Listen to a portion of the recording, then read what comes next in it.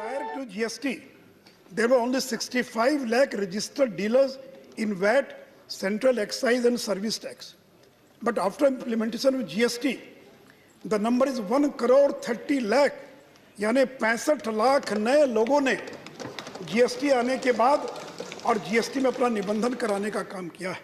और सौती महोदय, मैं सदन को ये भी बताना चाहूँगा कि जब 15-16 में 13 टैक्सेस को मिलाकर सब्ज्यूम करके GST लागू किया गया, उसमें राज्यों का एवरेज ग्रोथ रेट क्या था?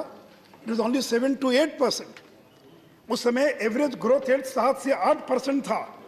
और आज कितना ग्रोथ रेट हो रहा सौती महोदय? 19-20 में राज्यों को 12% ग्रोथ रेट GST में आने के बाद प्राप्त हुआ है।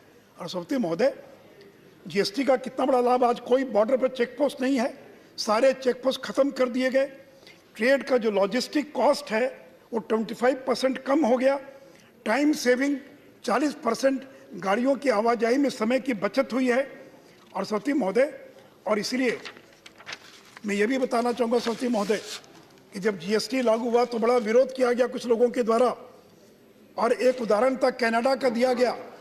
कनाडा में 1992 में और GST लागू किया गया, और एक साल के बाद जब चुनाव हुआ तो वहाँ के मुख्य विपक्षी दल ने GST का विरोध किया और सत्ताधारी दल चुनाव हार गई।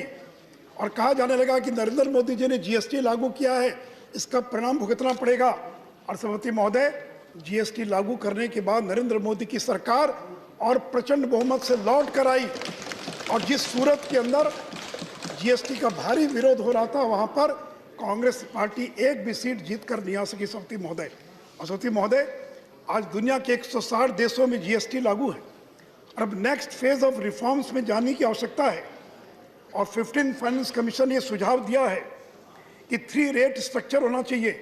12% और 18% के टैक्स स्लैब को मर्ज करके 15% का एक नया स्लैब, एक नया टैक्स स्लैब बनाए जाने की आवश्यकता है।